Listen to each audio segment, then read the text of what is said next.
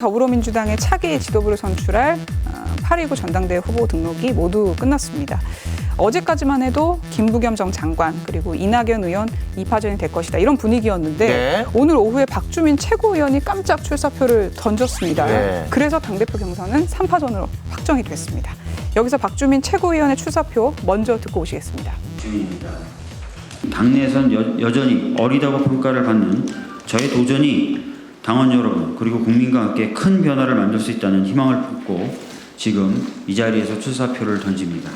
웃으면 안 되는데 박주민 의원의 외모로 어리다는 평가 이런 말씀하시는 게 어린 분이 아니잖아요. 40대 후반 정도로 알고 있는데. 맞습니다. 그래서 곧 50이에요. 네. 그 후보들끼리 비교하면은 박주민 의원이 20살 정도 어리기 때문에 젊다고는 볼 수 있습니다. 다른 후보들이 네. 나이가 많은 거잖아요. 네, 맞습니다. 그리고 이제 저희 더 라이브 팀이 각 후보별로 장점이라고 강조한 부분이 좀 달라서 정리를 해봤는데요. 일단 오늘 도전장을 내민 박주민 최고위원부터 좀 정리를 해보겠습니다. 여기는 얼굴이 참 어리게 잘 나왔네요. 네, 잘 나왔습니다. 전환의 시대라는 걸 키워드로 들고 나왔습니다. 이낙연 후보라든가 김부겸 후원 같은 경우에는 60대잖아요. 네. 그래서 40대란 점을 강조한 건데요. 그리고 지금까지는 기득권으로 불리는 586 세대가 민주당의 주류인데 박 의원은 40대 기술론을 지금 들고 나왔습니다. 근데 또 새 후보 중에 가장 어리다는 점이 또 약점으로 작용할 수도 있다. 왜냐하면 경력이 짧지 않냐 이런 얘기가 좀 나오고 있기 때문에 네. 중책을 도전하기에는 이르다는 지적도 지금 나오고 있어서 네. 자, 반면에 경력 면에서 무척이나 화려한 분이 있죠. 이낙연 의원. 네, 가장 먼저 후보 등록을 마친 후보인데요. 최장수 국무총리지 않았습니까? 네. 그리고 민주당에서 코로나19 국난 극복 위원장도 지냈습니다. 예.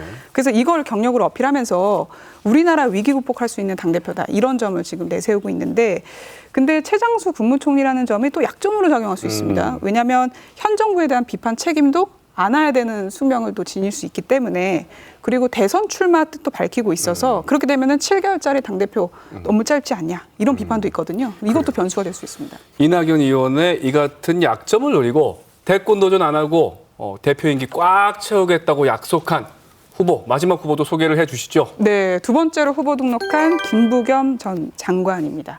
김 전 장관은 대권 도전 포기하겠다 이렇게 얘기를 하면서 임기 끝까지 채우겠다 이렇게 약속을 했거든요.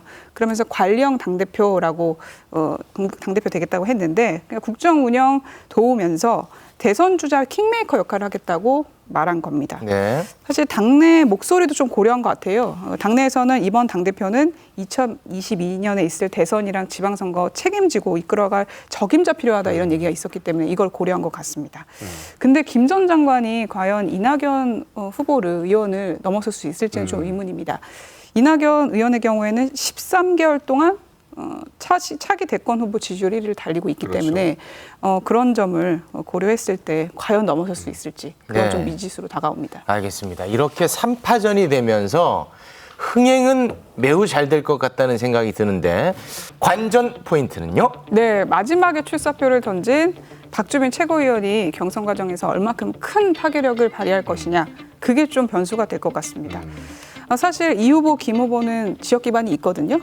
이낙연 의원은 호남, 그리고 김부겸 전 장관은 TK에서 지지를 크게 받고 있는데 근데 갑자기 박 후보가 등장하지 않습니까? 박주민 네. 최고위원은 세대 교체론을 들고 나오면서 판세를 지금 흔들고 있는 상황이어서 조직 기반이 약하지만 크게 장점을 작용할 수 있다. 왜냐하면 인국공 사태, 부동산 문제로 지금 민주당에서 젊은 층이 많이 빠져나갔거든요. 그래서 세대 교체 전략이 의외의 돌풍을 일으킬 수 있다는 또 분석도 있습니다. 박주민 의원의 출마 선언으로 새로운 국면이 된 민주당 당대표 경선.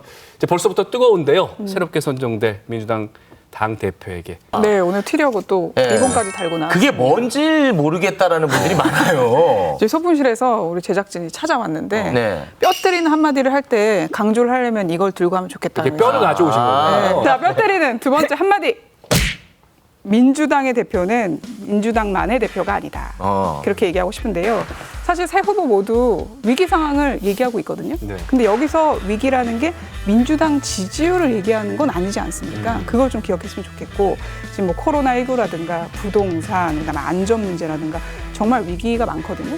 그래서 이 전반을 책임져야 되는 게 집권 여당이고 집권 여당의 당대표는 얼마나 중요하겠습니까? 책임 막중하겠죠.